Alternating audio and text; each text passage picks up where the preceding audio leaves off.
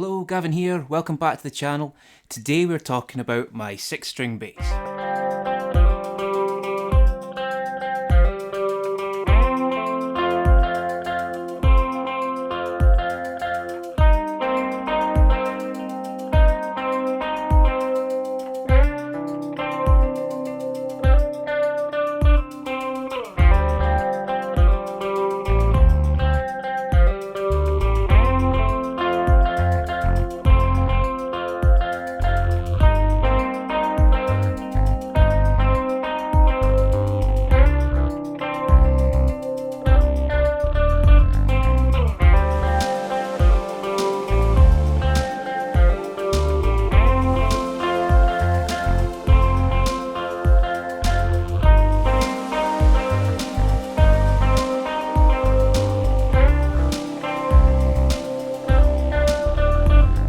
So if you've seen any of my recent videos, either here or on Instagram, you'll have likely seen a lot about this bass.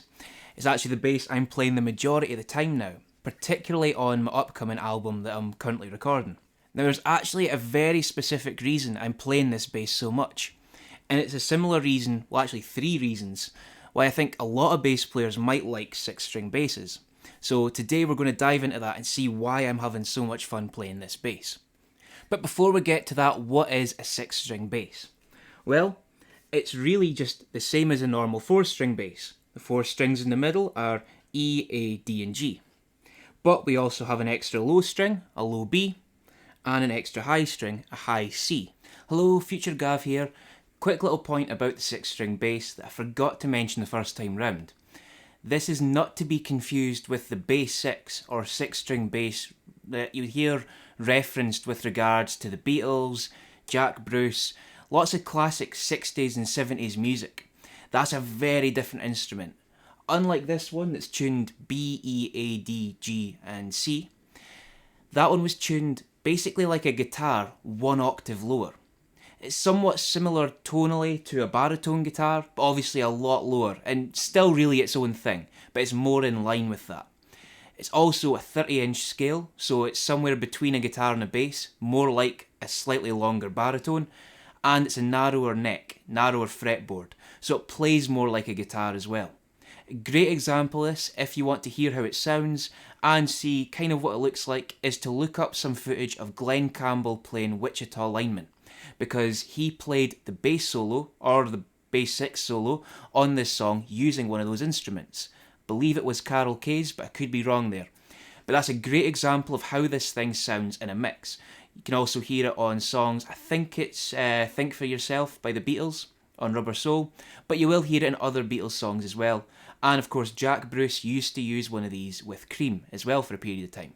It can still sound like a bass guitar. It's got guitar pickups on it, but it can still sound like a bass guitar. It's still bass guitar strings. But it's very different to the instrument that we're using today. So bear that in mind, and I highly recommend checking those out as well. I know it's on my list of instruments I want to check out really soon, so highly recommend that. So that's enough from me, back to Gav from the past.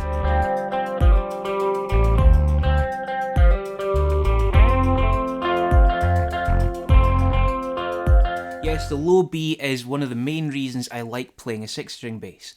You might not hear me overusing it, but it's great to have these really low, subby notes, lower than what a normal 4-string bass could give you.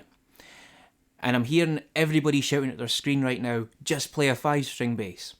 Well, yeah, I do play a 5-string bass as well. And in fact, I did play a 5-string bass pretty much exclusively for a year when I was doing some live work with one of the bands I used to work with.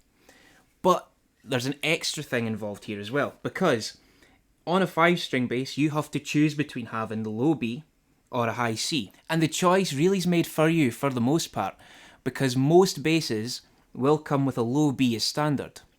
Some more high-end basses will come with the high C, but the majority in the affordable bracket especially will come with a low B. But for me, I actually need access to both, and that's reason number 2.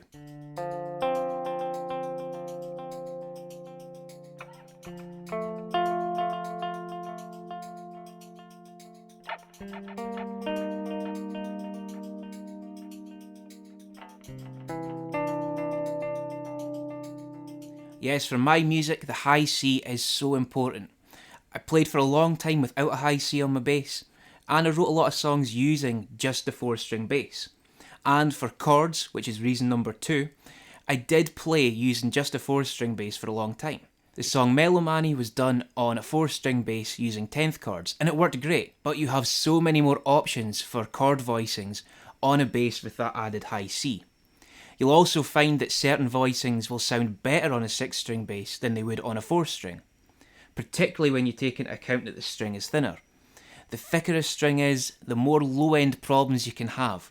We see this if we try to play chords really low on a bass, or even just try to add extra chord tones an octave lower.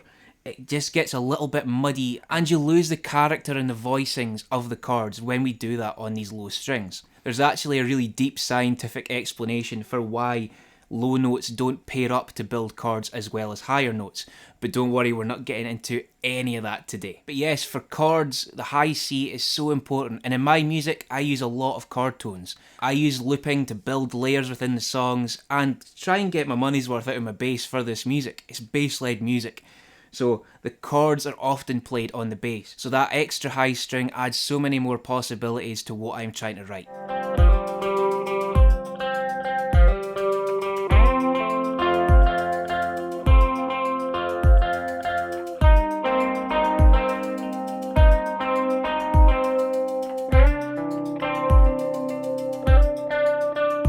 And the third reason kind of follows on from what we were talking about with the chord tones.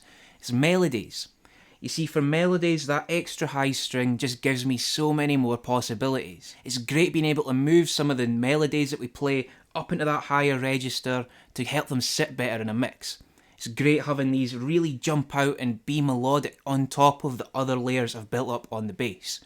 For my solo bass work or the bass-led music I'm writing now, the ability to build these melodies on top of the chords and the bass line, have it all fit in a mix well, mostly due to the way I balance it out on the EQ and with active and passive switches, pickup selectors, things like that, but also because that string sits so nicely in the mix above everything, I can build that full track with one bass guitar and get a really full sounding track.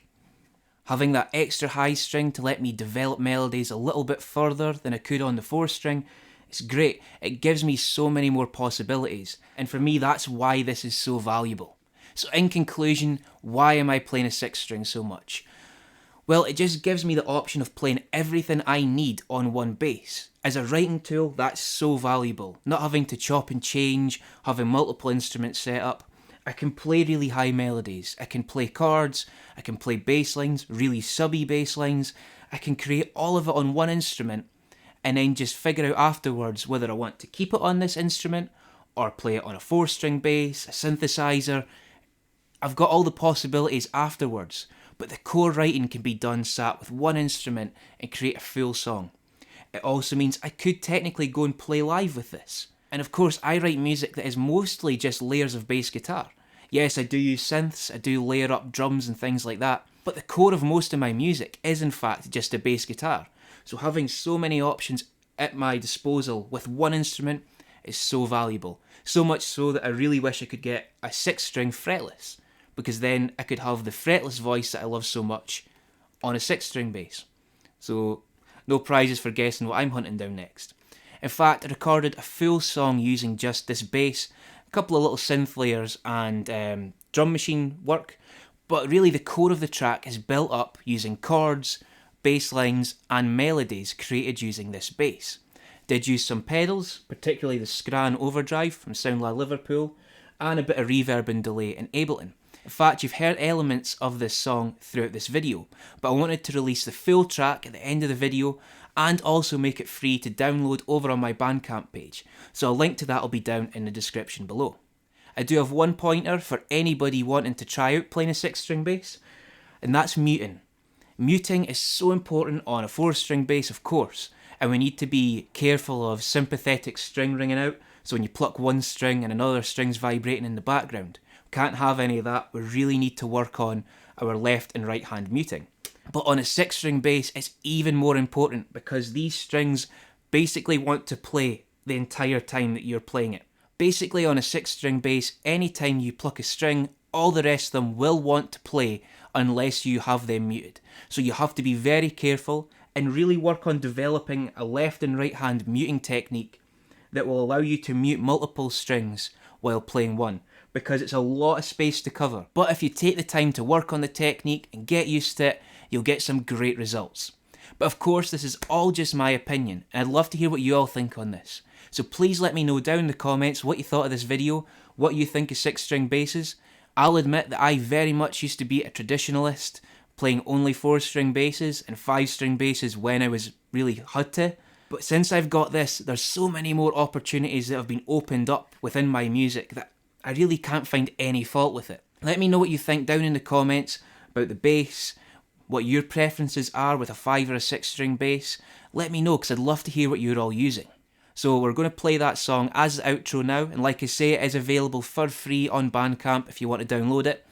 And until next time, thank you very much for watching. I hope you enjoyed the video. If you did, please hit like and subscribe down below, clicking the bell icon to be notified of more content when it comes out. And until next time, keep working on those bass faces.